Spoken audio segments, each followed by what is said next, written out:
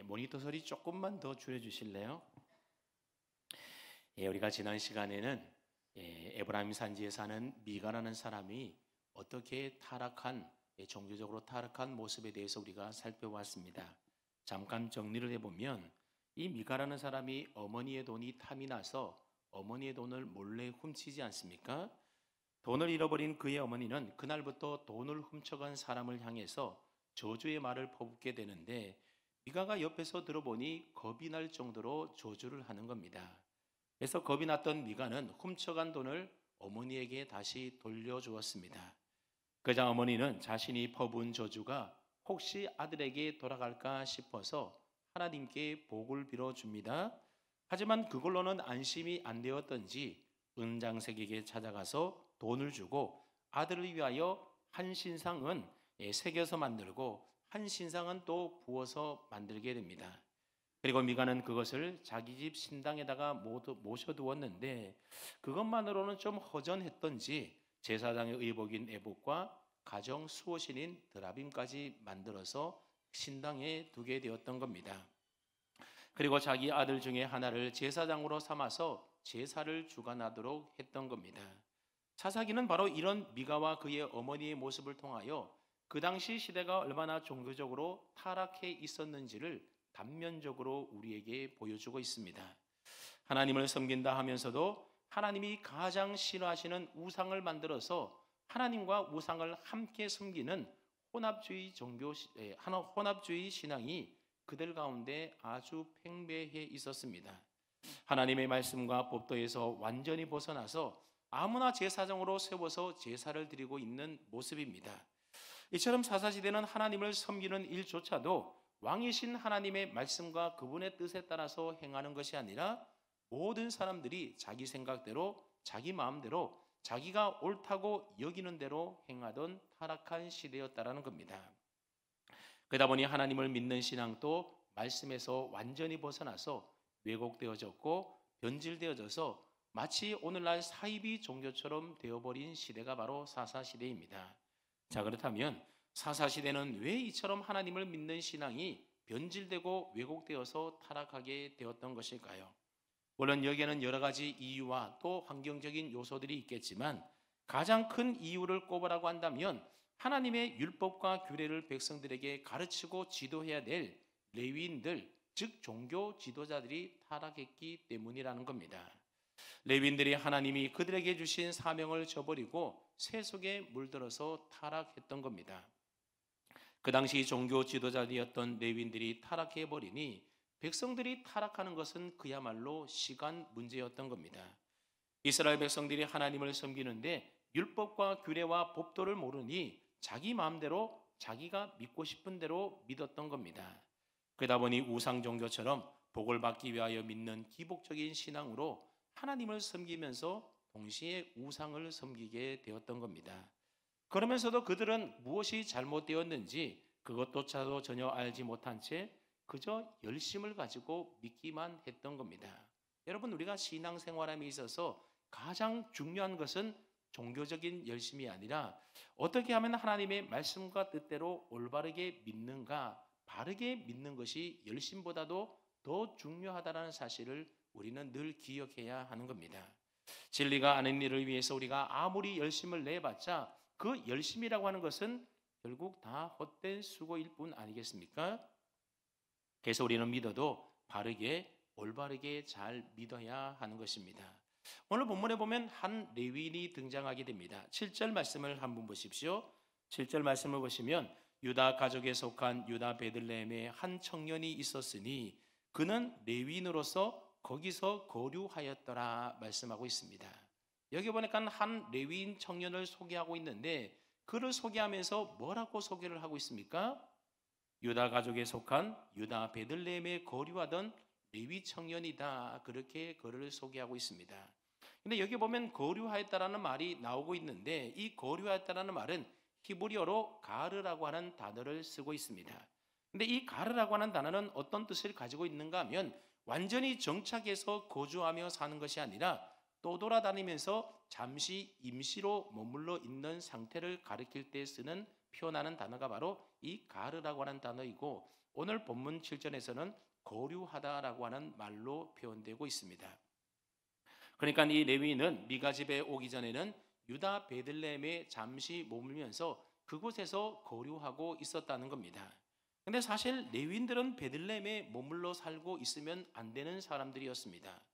우리가 아는 것처럼 레위 지파 사람들은 다른 12지파와는 달리 가나안 땅을 분배받을 때에 특정한 어떤 기업의 땅을 그들은 분배받지 못했습니다.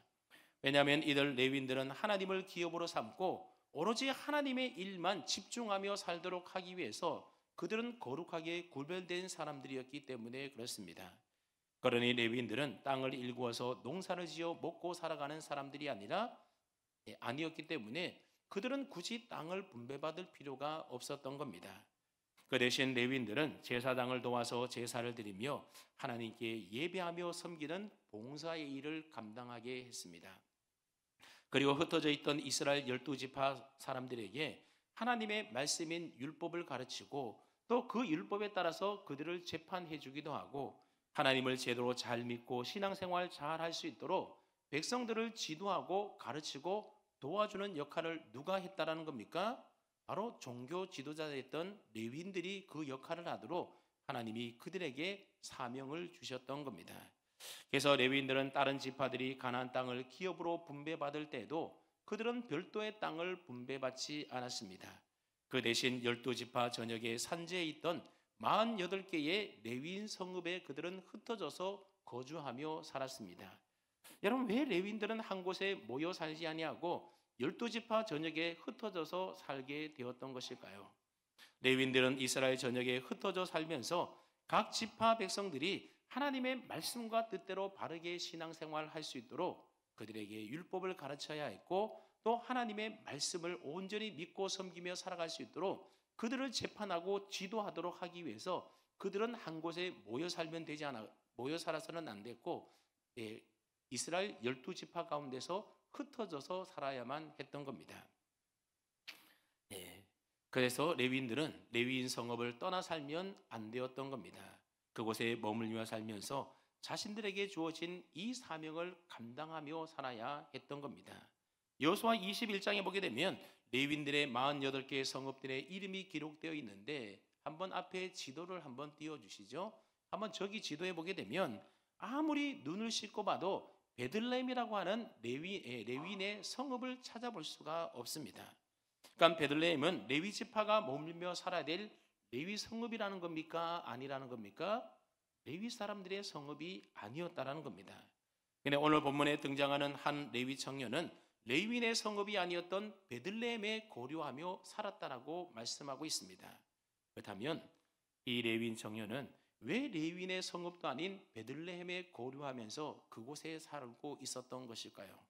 그것은 바로 생계의 어려움 때문에 먹고 살기 위하여 레위인의 성읍을 떠나서 베들레헴으로 거처를 옮겨갔던 것입니다. 앞서 말씀드린 대로 레위인들은 땅을 기업으로 분배받지 못했습니다. 그 대신 그들은 어떻게 먹고 살았습니까? 땅을 기업으로 받은 12지파 사람들이 첫 소산물과 자신의 소득의 11조를 하나님께 예물로 드리게 되면 레위인들은 그 드린 11조의 예물을 서로 분배해서 나누어서 그것 가지고 그들은 먹고 살았습니다. 그 대신 그들은 하나님의 일에 집중하여 하나님께 예배드리는 일들, 백성들을 말씀으로 가르치고 재판하고 그들을 지도하는 일들을 대신 맡아서 하게 했던 겁니다. 그리고 레위인들은 백성들이 예물로 드린 11조의 11조를 제사장들에게 주어서 제사장들은 그 11조의 11조를 가지고 또 생활을 했던 겁니다. 그러니까 레위인들이 안정되게 하나님의 일에 전념하기 위해서는 이스라엘 백성들이 하나님 앞에 온전한 11조를 드려야만 했던 겁니다. 그렇게 레위인들의 생계가 안정이 되게 되면 레위인들도 자신들에게 맡겨주신 사명을 따라서 백성들을 하나님 앞에 제대로 잘 섬길 수 있도록 그들에게 율법을 가르치고 법대로 재판을 하여서 하나님의 공의를 실현해 나가는 하나님의 나라를 그 땅에 세워가는 일들을 바로 레위인들이 했다라는 겁니다. 그러면 백성들도 하나님의 말씀을 따라 믿음 생활 잘하게 되고 믿음 생활 잘하게 되면 11조도 알아서 잘 드리게 되는 것이고 그러면 레위인들의 생계도 안정이 되어서 백성들을 또한 잘 지도할 수 있게 되는 겁니다. 여러분, 이게 바로 레위인들과 이스라엘 백성들 사이에 있어야 될 선순환적인 모습이었다라고 하는 겁니다. 근데 이게 어디서부턴가 잘못되어지기 시작하게 되면 이 선순환이 악순환으로 바뀌어지기 시작하게 됩니다. 백성들이 살기 어렵다고 하나님께 11조를 드리지 않습니다. 그러면 누가 가장 큰 타격을 입겠습니까? 레위인들이 당장 먹고 살 일이 걱정이 되어서 레위인들이 큰 타격을 입게 되는 겁니다. 그래서 레위인들이 생계의 어려움을 느끼게 되면 하나님의 일에 집중하지 못하게 되고 먹고 사는 문제에 매달려 살게 되는 겁니다. 그렇게 되면 레위인들이 백성들을 신앙으로 지도하고 가르치는 일을 소홀히 할 수밖에 없게 되는 것입니다. 그러면 자연스럽게 백성들의 신앙과 믿음도 하나님과 말씀으로부터 점점 멀어지게 되면서부터 기복주의적인 신앙과 우상 숭배에 자연스럽게 이스라엘 백성들이 빠져들게 되는 겁니다. 그렇게 되다 보니 미가처럼 자기 집에다가 신당을 차려놓고 아무나 제사장으로 세워놓고 복을 받기 위한 이상한 종교 행위를 아무 거리낌도 없이 행하는 일들이 버젓이 행해지고 있었던 겁니다. 그러니 레위는 레위인대로 점점 타락해져 갔고 이스라엘 백성들은 이스라엘 백성들대로 계속해서 부패해져 갔던 것입니다. 그래서 오늘 본문이 시작되는 이 7절 말씀 단 한 절만으로도 그 당시 사사시대가 얼마나 심각하게 부패하고 타락해져 가고 있었는지를 우리는 짐작해 볼 수가 있습니다. 레위인 청년은 앞으로 레위 족속을 이끌어야 될 미래와도 같은 존재인 겁니다. 이런 청년이 여호와의 신앙으로 제대로 잘 무장이 되어 있었다라고 한다면 11조가 부족해서 먹고 살기가 막막하다 하더라도 그래도 하나님이 주신 그 사명의 자리를 끝까지 믿음으로 지켜 나갔을 겁니다. 어렵고 힘든 와중에도 자신과 뜻을 같이 하는 레위인들을 함께 모아서 백성들에게 하나님의 율법의 말씀을 가르쳤고 또 그들을 하나님의 말씀 따라 바르게 신앙생활해 나갈 수 있도록 이스라엘 백성들을 영적으로 이끌고 지도해야만 했던 겁니다. 만약 그랬다면 이들의 가르침을 받았던 사람들이 율법의 가르침을 따르게 되었고 그러면 자연스럽게 11조 생활을 하게 될 것이고 그러면 그 11조 드린 예물을 가지고 또 레위인들이 생활해 나가면 되는 것입니다. 하지만 이 레위 청년은 어떻게 했다고 합니까? 다른 레위 사람들처럼 레위 성읍을 떠나서 먹고 살만한 곳을 찾아서 이곳저곳 기웃거리기 시작했다는 겁니다. 하나님 주신 사명의 자리를 떠나서 생계의 자리로 자신의 삶의 자리를 그만 옮기고 말았던 겁니다. 그래서 간 곳이 어디다고요? 그래서 간 곳이 바로 베들레헴이었다는 겁니다. 여러분, 베들레헴의 이름의 뜻이 무엇인지 아십니까? 떡집이라는 뜻을 가지고 있습니다. 떡집이라고 하는 그의 이름의 뜻에서도 우리가 알 수 있는 것처럼 베들레헴은 그야말로 이스라엘 내에서도 곡창지대와도 같은 곳으로 다른 성읍에 비해서는 훨씬 먹고 살기에 풍족했던 곳이 바로 베들레헴입니다. 그래서 이 레위 청년은 물질의 풍족함을 쫓아서 베들레헴으로 갔는지도 모르겠습니다. 하지만 그런 곳에서조차도 생계 유지가 잘 되지 않았는지 이 레위 청년은 그곳을 떠나서 다시 거주할 곳을 찾아서 이리저리 헤매고 있었습니다. 그렇게 떠돌아다니다가 에브라임 산지로 들어가게 되었는데 그래서 그곳에서 미가의 집에까지 이르게 되었던 것입니다. 그때 미가가 그 레위 청년에게 너는 어디서부터 오느냐 그렇게 묻습니다. 그때 레위 청년이 뭐라고 대답을 하는지 한번 보십시오. 뭐라고 대답합니까? 나는 유다 베들레헴에 거주하며 살던 레위인인데 먹고 살 곳을 찾아서 이리저리 헤매고 다니다가 당신 집까지 오게 되었다라고 미가에게 이야기를 했습니다. 여러분, 만약 미가가 정상적인 신앙이었다라고 한다면 이런 레위 청년의 말을 듣고 어떻게 반응해야 하겠습니까? 아니, 당신은 레위인인데 왜 거류할 곳을 찾아 떠돌아다닙니까? 하나님의 말씀 따라서 레위인의 성읍에 머물면서 하나님 주신 사명 감당하며 살아야 되는 것 아닙니까? 여러분, 그렇게 말을 했어야 합니다. 근데 미가는 어떻게 반응했다고 합니까? 무릎을 탁 치면서 옳거니 그거 잘됐다 그러면서 레위 청년과 거래를 하기 시작합니다. 가뜩이나 자기 아들 중에 하나를 제사장으로 세워서 좀 찝찝하던 차였었는데 마침 자신의 집에 한 레위인이 찾아오게 된 겁니다. 그리고는 거주할 곳을 찾는다라고 하니 미가는 이 레위인을 우리 집 신당의 제사장으로 세우면 안성맞춤이겠다. 아마 그런 생각을 했던 것 같습니다. 그래서 미가는 그 레위 청년에게 한 가지 제안을 하는데 어떤 제안을 하는지 우리 한번 본문 10절 말씀을 함께 읽어보겠습니다. 10절입니다. 시작.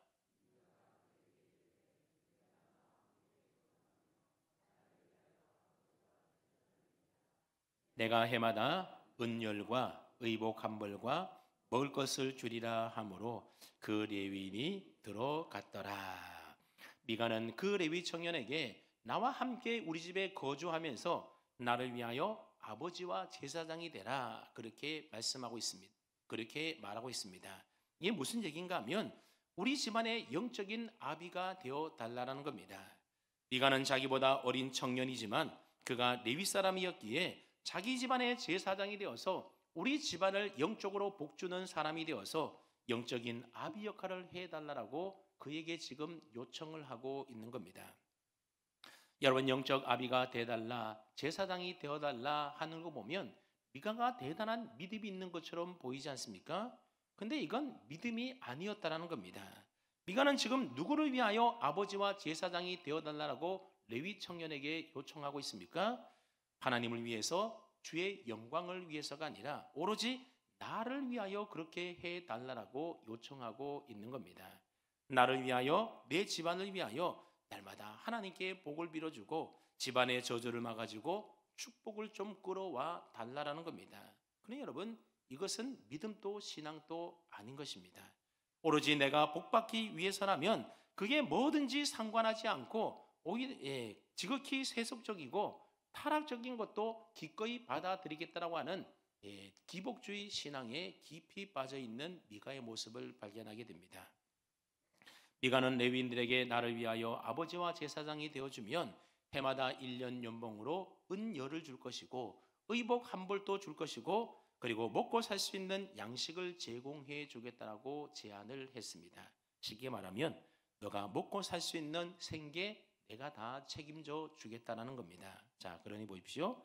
지금 미가가 이 레위 청년에게 나를 위하여 아버지와 제사장이 되라고 한 이 제안은 어찌 보면 우상 숭배의 자리로 초대하는 것과 별반 다를 바 없는 아주 위험한 제안이지 않습니까? 그렇다면 이 레위 청년은 미가의 제안에 대하여 어떻게 하는 것이 마땅하겠습니까? 아무리 생계를 책임져 준다 하더라도 하나님의 말씀에서 벗어난 잘못된 신앙 행위를 요구하는 미가의 제안을 받아들여서는 안 되는 겁니다. 과감하게 거절해야 하는 겁니다. 그런데 이 레위 청년은 어떻게 했다고 합니까? 흔쾌히 미가의 제안을 받아들여서 미가의 집으로 들어갔다 말하고 있습니다. 근데 받아들이는 정도가 아니라 11절 말씀을 보면 더 기가 막힌 표현이 나와 있는데 11절 말씀을 보십시오. 11절을 보시면 그 레위인이 그 사람과 함께 거주하기를 만족하게 생각했으니 이는 그 청년이 미가의 아들 중 하나같이 됨이라 그랬습니다. 이 레위 청년은 아무런 죄책감도 느끼거나 또는 아무런 갈등도 하지 않고 미가가 너의 생계 문제 내가 책임져 줄게 했더니 곧바로 미가의 집에 들어가서 그 집의 제사장이 된 것을 어떻게 생각했다고 합니까? 아주 만족스럽게 생각을 했다라는 겁니다. 무슨 고민이나 갈등이 전혀 없었다라는 겁니다. 여기서 만족하게 생각했다라고 하는 것은 아주 기뻐했다 그 말입니다. 여러분, 레위 청년은 왜 기뻐하며 왜 만족했던 것일까요? 일정한 거처 없이 떠돌며 생계의 곤란을 겪으며 그동안 살아왔었는데 해마다 일정한 봉급도 주고 안정적으로 생활할 수 있도록 내 모든 생계를 책임져 준다라고 하니 그는 미가의 제안을 받았을 때에 아마 뛸 듯이 기뻤는지도 모르겠습니다. 그래서 이 레위는 아마 단 1초의 망설임도 없이 곧바로 이 미가의 집안으로 들어갔던 것 같습니다. 그러니까 이 레위 청년은 하나님이 주신 사명보다도 물질적인 조건에 따라 움직이는 사람이었던 것입니다. 그래서 이 레위 청년은 미가를 위하여 복 빌어주는 한 집안의 제사장이 되었습니다. 네, 여러분, 사실 이 레위인 청년은 제사장의 자격을 갖추고 있지 못한 사람이었다는 사실에 우리는 좀 주목할 필요가 있습니다. 오늘 본문에 보면 이 레위인을 가리켜서 청년이다 그런 표현의 말이 등장하고 있습니다. 근데 옛날 성경엔 개역 한글판 성경에 보면 청년이라는 말 대신에 소년이다 해서 한 소년으로 그렇게 표현하고 있습니다. 여러분, 왜 성경은 이 레위인을 가리켜서 청년이다, 소년이다 그렇게 기록하고 있는 것일까요? 많은 성경학자들은 여기에 대해서 이렇게 해석을 합니다. 모세의 율법에 따르게 되면 제사장이 될 수 있는 나이가 몇 살인가 하면 30세 이상이어야만 제사장이 될 수가 있는 겁니다. 근데 이 레위인은 아직 30세가 안 되었기 때문에 성경은 이 레위인을 가리켜서 청년이다, 소년이다, 그렇게 자격 미달이다라고 이렇게 대신 표현해주고 있는 것입니다. 더군다나 레위인으로서 제사장이 되려면 아론의 직계 후손이 되어야만 제사장의 자격이 있는 것 아니겠습니까? 근데 이 레위인은 아론의 직계 후손이라는 것을 어떠한 근거에서도 찾아볼 수가 없습니다. 여러분, 레위인이라고 다 제사장이 되는 것이 아닙니다. 오직 아론의 직계 후손만이 제사장이 될 수가 있고 나머지 레위인들은 다 제사장을 도와서 그렇게 다른 일들을 하게 되었던 겁니다. 오히려 18장 30절 말씀해 보게 되면 이 레위 청년이 누구인지에 대하여 밝히고 있는데 오늘 본문은 아니지만 18장 30절 말씀을 한번 보십시오. 18장 30절 말씀해 보게 되면 이 사람이 어떤 사람인지에 대하여 밝히고 있는데 제가 읽어보겠습니다. 단자손이 자기를 위하여 그 새긴 신상을 세웠고 모세의 손자요 게르솜의 아들인 요나단과 그의 자손은 단지파의 제사장이 되어 그 땅 백성이 사로잡히는 날까지 이르렀더라. 이런 말씀이 나옵니다. 나중에 좀 상세하게 살펴보겠지만 여기 나오는 이 요나단이라는 청년이 누구인가 하면 바로 오늘 본문에 나오는 이 한 레위인 청년입니다. 자, 그렇다면 이 요나단에게 가는 이 레위인 청년은 누구의 손자라고 오늘 18장 30절이 말하고 있습니까? 충격적이게도 모세의 손자라고 밝히고 있습니다. 여기서 손자라는 말은 후손을 뜻하는다는 후손을 뜻하는 의미도 있기 때문에 이 요나단에게 관한 청년이 모세의 아들인 게르솜의 손자다 이렇게 보기보다는 후손이라는 의미로 생각하는 것이 더 올바른 표현이다 생각이 됩니다. 그러니 이 레위인 청년은 제사장이 될 수 있는 사람입니까? 될 수 없는 사람입니까? 될 수 없는 사람입니다. 아론의 자손만 제사장이 될 수가 있는데 이 사람은 모세의 자손이었다는 겁니다. 여러분, 모세가 아무리 이스라엘 백성들을 애굽에서 이끌어낸 민족의 영웅이요 지도자다 하더라도 그의 후손이 제사장이 될 수가 없는 겁니다. 오로지 제사장은 아론의 후손들만이 제사장이 될 수가 있습니다. 그게 하나님의 율법의 말씀이고 하나님의 뜻이었다라는 겁니다. 근데 지금 미가와 레위인 청년 사이에 벌어지고 있는 일들을 한번 가만히 살펴보십시오. 미가는 아론의 자손도 아닌데 단지 레위인이라고 하는 그 명함 하나만 보고서는 자기 집의 제사장으로 삼지 않습니까? 그런가 하면 이 한 레위인 청년은 자기는 제사장이 될 수 없는 한낱 레위임에도 불구하고 먹고 사는 생계 책임져 줄 테니 우리 집안의 제사장이 되어달라 하니 기뻐하며 그것을 수락하고 있다는 겁니다. 그러니 이들에게는 하나님의 말씀이나 계명이나 하나님의 뜻, 율법과 같은 것은 아예 안중에도 없는 겁니다. 자격이나 이런 요건 따지지도 않는 겁니다. 그 누구보다도 하나님의 뜻을 따라 말씀대로 살아야 되는 레위인들조차도 물질과 생계를 위해서라면 하나님의 말씀을 등져버리는, 그래서 엄청나게 잘못된 타락의 길로 걸어가고 있는 이 레위인의 모습을 오늘 우리가 발견할 수가 있습니다. 물질이 하나님보다도 더 중요한 삶의 가치관이 되어버린 시대였던 겁니다. 그러다 보니 이 레위인 청년은 물질적 대우가 더 좋은 자리로 나중에 보면 쉽게 옮겨나가게 됩니다. 그래서 한 지방의 제사장보다는 한 지파 제사장이 더 훨씬 대우가 좋겠다 싶어서 나중에 보면 단지파를 따라가서 나중에는 단지파의 제사장이 됩니다. 여러분, 오늘에도 이런 목회자들이 얼마나 많이 있는지 모릅니다. 목회적 사명보다도 사례비와 교회 크기에 따라서 얼마나 쉽게 임지를 옮기는지 모릅니다. 그 교회에서 위임받은 목사도 위임받았을 때는 내가 이 교회에다가 뼈를 묻겠다 그렇게 말해놓고서도 지금 있는 교회보다도 훨씬 더 좋은 대우를 해주는 큰 교회에서 청빙을 해오게 되면 아무런 고민도 하지 않고 교인들 나몰라라고 금세 다 떠나버리는 목회자들이 많이 있습니다. 제가 아는 목사님도 교회를 옮긴 지 얼마 안 됐는데 더 좋은 조건의 교회에서 또 오라 했더니 금세 교회를 옮기더라고요. 여러분, 이 정도는 그래도 양반입니다. 어떤 교회 목사님은 위임을 받기 전에는 그렇게 잘하다가 막상 위임을 받고 났더니 일부러 교회에 큰 문제를 일으켰습니다.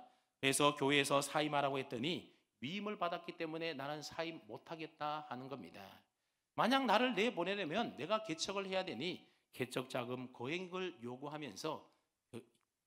요구해서 어쩔 수 없이 교회에서는 울며 겨자 먹기식으로 빚을 내어서 돈을 마련해 주어서 그렇게 목회자를 내보냈다라는 그런 이야기도 들어본 바 있습니다. 그래서 그 교회에서는 후임 목사에 대해서는 지금까지도 위임을 해주지 않고 있다고 합니다. 여러분, 가끔 기독교와 관련되어 있는 신문들을 보게 되면 목회자들이 은퇴할 때에 자신이 목회하던 교회를 기업처럼 사고 팔고 하는 경우들이 종종 있는 것을 발견하게 됩니다. 여러분, 교회는 개인의 것이 아닌데 어떻게 교회를 사고 팔 수가 있는 것이겠습니까? 그런데 이게 저 멀리 있는 남의 교회 얘기가 아니라 우리 주변 가까운 데서도 이루어지고 있는 일들이라고 하는 사실입니다. 그런데 여러분, 어디 이런 일뿐이겠습니까? 어느 한 대형 교회, 우리가 잘 알고 있는 교회인데 그런 교회는 총회 헌법을 어기면서까지 아들을 세습하는 그 문제로 인해서 한국 교회뿐만 아니라 한국 사회에 큰 문란을 일으켜서 결국 많은 젊은이들이 교회를 등지고 떠나는 일들이 있었다는 겁니다. 최근에는 정말 부끄러운 얘기지만 우리 교단 현재 총회장이 한 권사님과 함께 무인텔에 들락거리다가 들통이 나서 상담을 이유로 해서 무인텔에 갔었다라고 하는 이 상식적인 해명으로 인하여 지금 한국 교회가 시끌벅적하고 난리가 났습니다. 여러분, 만약 이게 사실이라고 한다면 정말로 이 목회자의 윤리적 도덕적인 문제가 심각한 지경에 이른 것 아니겠습니까? 이런 사람을 한 교단의 총회자로 세운 사람들도 문제고 그런 총회장을 여전히 두둔하고 있는 사람들도 여간 심각한 문제가 아니라는 겁니다. 그래서 많은 사람들이 한국 교회가 타락했다, 그런 심각한 이야기들을 하고 있는 겁니다. 근데 이 한국 교회 타락의 주범은 다른 그 누구가 아니라 누구라는 겁니까?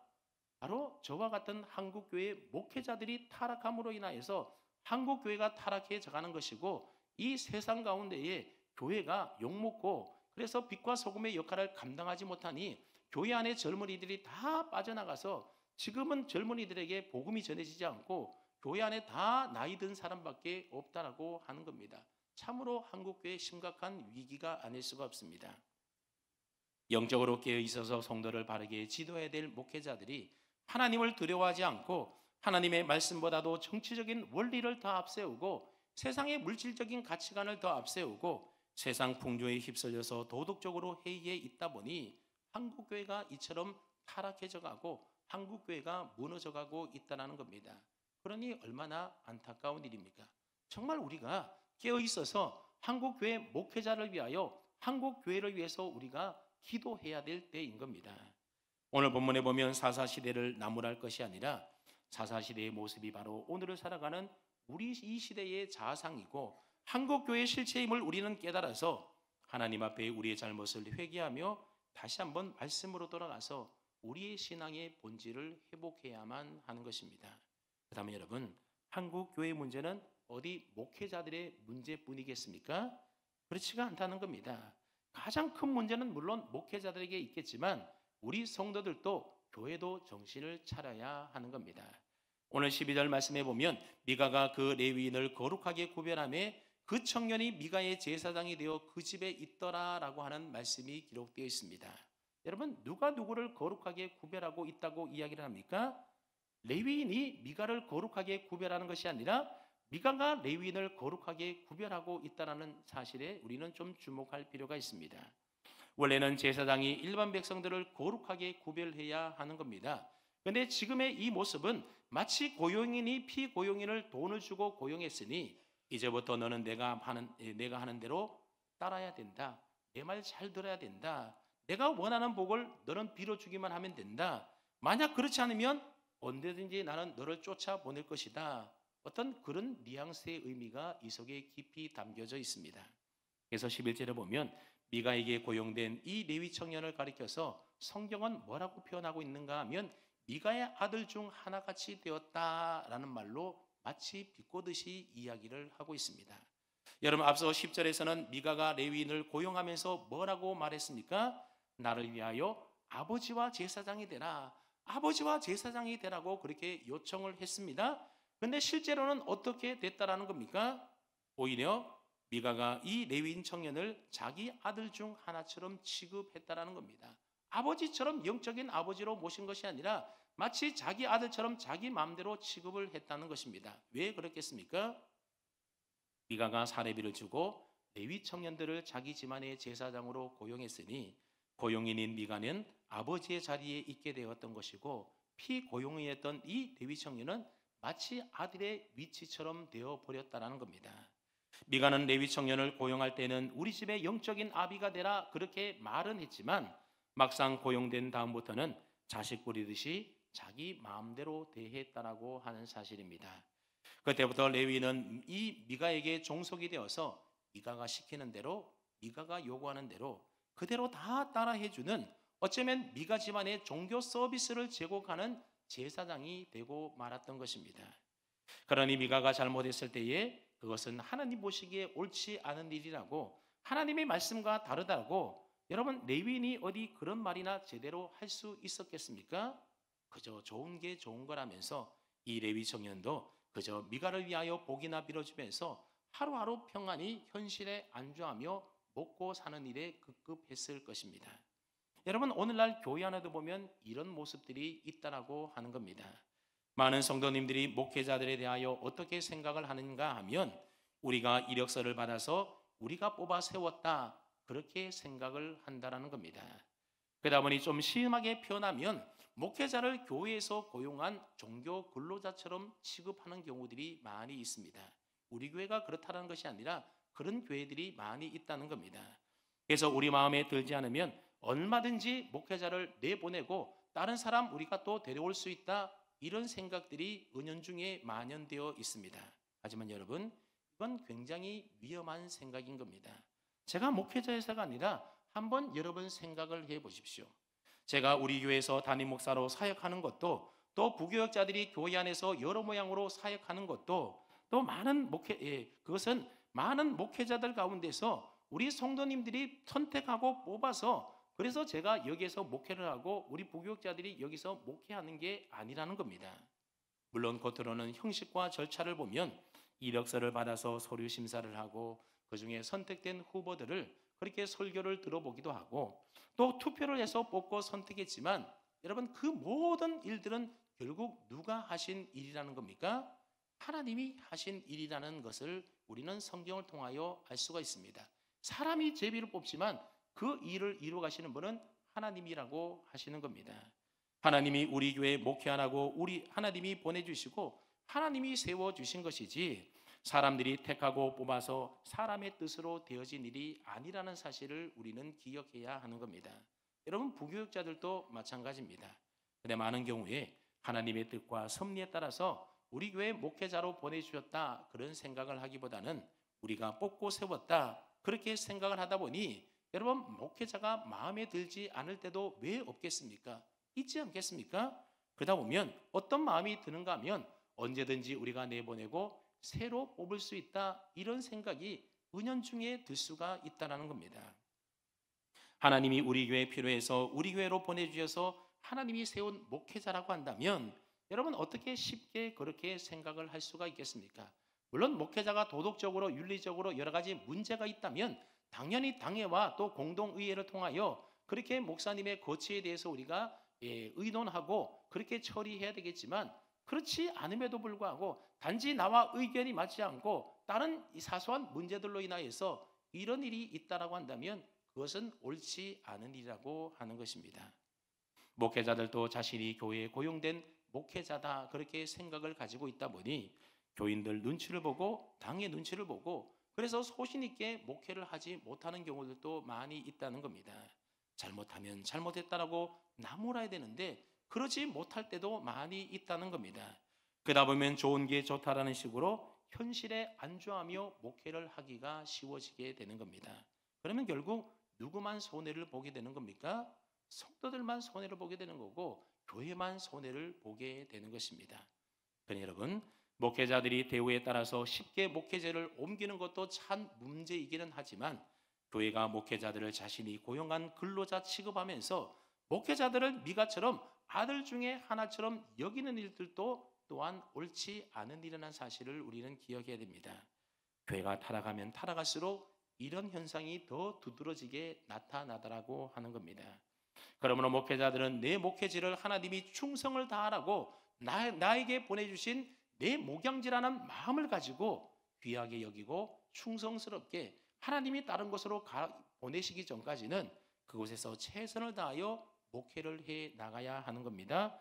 그리고 성도들은 목회자가 비록 나이가 어리더라도 영적 아비로서의 역할을 잘 감당해 나갈 수 있도록 목회를 편안히 잘 해 나갈 수 있도록 도와주고 기도해 줄 때에 여러분 그런 교회가 소망이 있는 교회이지 않겠습니까? 마지막 13절 말씀을 보시면 미가가 뭐라고 말을 하는가 하면 레위인이 내 제사장이 되었으니 그렇게 말하고 있습니다. 레위인이 누구의 제사장이라고 미가는 말하고 있습니까? 하나님의 제사장이라고 말하는 것이 아니라 저 사람은 내가 고용한 내 제사장이라고 그렇게 생각하고 있다는 겁니다. 그러니 언제든지 내 마음대로 할 수 있다라는 그런 착각을 미가가 하고 있는 것입니다.